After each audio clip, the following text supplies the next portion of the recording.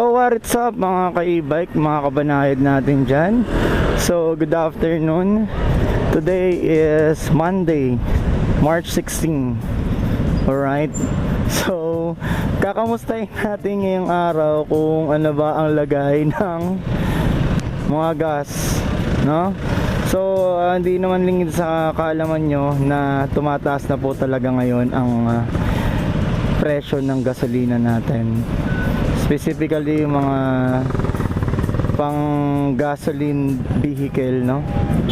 So nagtaasan na po dahil po yan sa gera na nangyayari sa ibang bansa. So nakakalungkot mang isipin, pero yun nga ang totoo, na tumataas na nga talaga lahat ng mga bilihin natin. So bakit ko ba natalakay at o gustong talakayin for today's video itong usapin na to? Kasi I just would like to appreciate all those electric user, no? I'm not being biased, but guys, I just want to be this an eye open or for everyone na nambabash or haters ng electric, especially yung mga e-bike na two wheels na mga sumusunod naman po sa batas trapiko po, no? Or yung mga willingly naman po silang walang binabiolate na batas trapiko. So moving forward guys, for today's video, titignan natin kung magkano na ba ang presyo ngayong araw na to, para makita natin kung ano na at magkano na ba natitipid natin ngayon guys, kung gaano na ba natin ma-appreciate yung mga bagay-bagay. Okay, dito tayo sa may Petron, dito yan sa may San Juan Green Hills. Diesel 82. Ayan o, extra advance. Okay, kita naman natin kung magkano yun. Post na lang po natin mamaya. Alright, sa may Petron yan, along the way. So may kita natin yung mga presyuhan bawat gasolinahan, no? So ngayon nagme-make sense na talaga guys na sobrang tipid talaga ng electric. Kahit naman dati pa po, no? Hindi pa man po nagkakaroon ng price hike sa gasolina, is tipid na po talaga yung paggamit ng electric vehicle, e-bikes or 4 wheels, 3 wheels. Talagang tipid na tipid po. Just so imagine, wala kang putol kadena, wala kang panggilid, wala kang oil maintenance, at least dito sa mga hub type na motor, no? Kasi meron po tayong tinatawag na differential motor, which is may change oil po na kailanganin doon. But however, hindi po ganun kasing mahal katulad ng sa mga motor po. Kasi hindi naman po ganun karami yung kinakailangan para palitan po yung ano. Depende na lang po sa specs ng watts po kasi ang pinagbabasihan ng motor po ng isang electric. Okay. So, utalakayin natin yan sa mga ibang panahon. So, going back to the topic guys, kahit dati pa man, sobrang tipid na talaga. Hindi na kailangang pagtalunan pa. So, mayroon akong kapatid na nagmo-motor siya currently ngayon. Then, galing siya from e-bike user. Talagang ang feedback niya is kung patipiran din lang naman daw ang labanan, talagang tipid talaga yung e-bike, no? Mas gusto natin kung saan tayo makakatipid in terms of tipid, 'di ba? So, iba naman sa aspeto ng pabilisan, performance, 'di ba?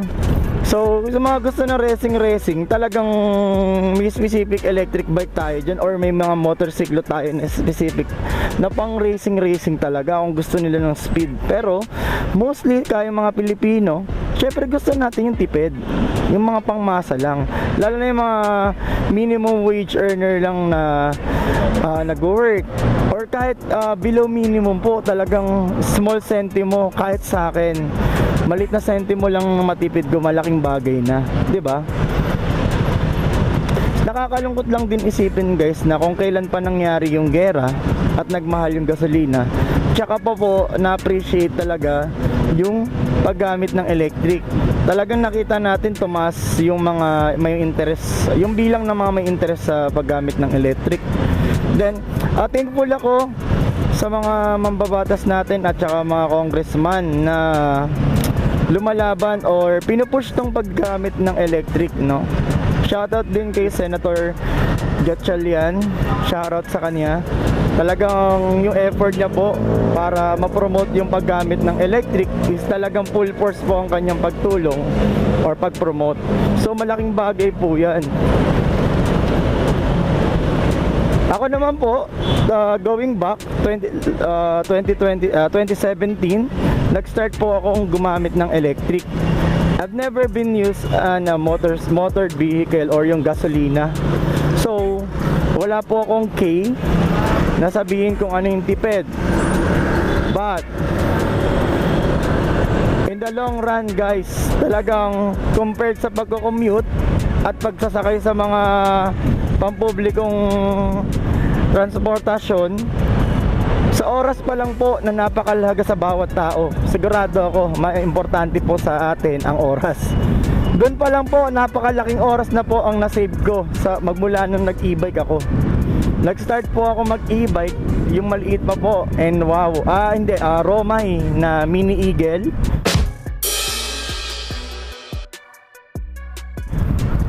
Then nagkaroon din po ako ng Romay na Nova. Kasi dati, ang OG pa dati sa e-bike, yung Romay eh. Dati pag nakaganon ka na, lalo na yung Nova, kasi mukha na siyang scooter dati. Yun lang talaga yung parang mukhang motor-like na e-bike eh. Talagang astig ka na. So pumasok din naman si NWOW. So bumili po ako ng M3. Nagkaroon din po ako ng M3. Ito naman po yung naked bike version ng electric ni wow. Walang signal light ha. Biglang pasok ha. Yun yung version ni NWOW na naked bike. Okay. So after nun, medyo pumaldo-paldo, pinalad, kumuha po ako ng manta. Kumuha ako ng manta, yung kay Star 8. I hope and I pray na umokay yung paggamit ng two wheels, and then maging suportahan ng government natin, lalo na yung mga two wheels na kaya naman talaga humighway, kaya naman talagang kumalsada. Then I pray na i-regulate, wag iban, i-regulate lang, 'di ba? Bakit po yung China? Sa China po, most vehicle doon electric na. Nagawa naman po ng gobyerno na mag-transition to electric. Yan, BYD guys, 'di ba? China brand yan. Oh, ito again, oh, BYD. 'Di ba? Electric car. 'Di ba? I hope na etong pagkakataon na to maging eye-opener na to sa ating lahat. Na ito na yung magiging golden era or great chance for us to take advantage in using an electric. Tapos na po tayo guys sa pabilisan, diba? Ang dami ng nadisgrasya, ang dami ng namatay sa overspeeding, diba? Bakit hindi na lang nating enjoyin yung buhay, diba? Save money guys, save enough money, gamitin nyo to spend time with your family or your loved ones. Sayang yung perang pwede pa nating itipid. Just so imagine yung mga mall nag-o-offer ng free charging, free electric charging for 4 wheels and 2 wheels. Kung meron ng bayad, hulugan mo lang, piso 30 minutes. Iwanan mo for 8 hours, full charge ka na. Kung di ka naman ganun kalobat, mga 4 hours. Imagine, nakaka-save ka pa ng space sa bahay mo dahil, alam mo yon, nag-mall ka, Di ba? Nag-mall ka, so hindi ka gumastos ng kuryente, nag-chill ka lang sa mall. Di ba? Laki na ng tipid mo sa kuryente sa bahay mo. Nakapagpalamig ka pa sa mall. Di ba? Although, siyempre, sige sabihin na natin gagastos ka, magla-lunch ka. Di ba? Chill. Banayad. Di ba? Kaya sabihin na talagang gagastos ka. Ganun lang. Ay, tipid tayo.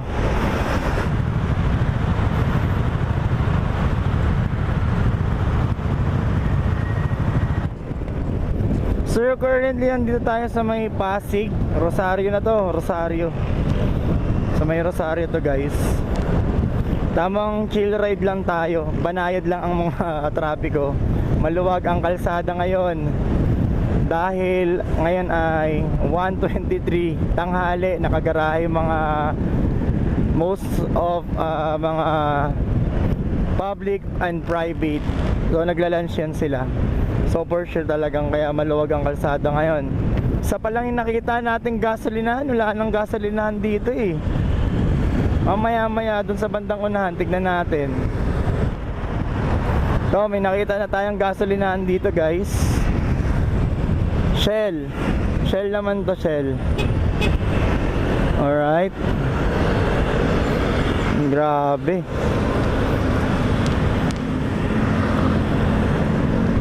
Fuel save diesel 86.90.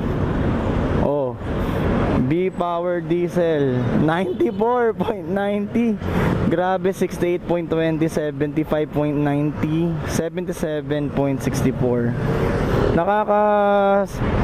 Hindi, alam mo, nalulungkot ako guys, to be honest, kasi syempre maraming maapektuhan nito. Hindi lang naman about sa transportation, kasi magmamahal ang bilihin yan guys. Magmamahal ang bilihin yan. Kasi nga, apektado lahat. Dinideliver yung mga supply. Taas ang gas, tataas ang bilihin. Ganun lang naman yan eh. As easy as that. So, mas maganda pa rin talaga na matapos na yung gera, but hindi natin hawak yun. Diba? Hindi natin hawak, hindi natin control yung utak ng utak ng mga leaders, and we respect all their decisions. Wala tayo sa lugar para makakailan pa dyan, diba? But I hope and I pray na matapos din yung gera, kasi for peace, world peace. Kawawa yung mga bata, diba? Wala namang kinalaman, madadamay pa. So eto naman sa atin sa Pilipinas, tama na, ganito lang, chill lang tayo. Huwag na tayo huwag na tayo makisali dyan, di ba? Huwag na tayo makihalibuyo dyan. Wala tayong ipapalag dyan. Wala tayong ilulupit dyan pag sumama pa tayo. So shout up na lang tayo sa far away, sa Gedli. Wala tayong may aambag dyan. So I hope guys may onti kayong knowledge. Ayun no guys, may uni oil pa. I hope guys na may natutunan kayo dito sa video na to. Sorry, medyo rant siya, pero that's the truth guys. Lalo na kasi mga unheard or unspoken rants ng mga electric bike user. No?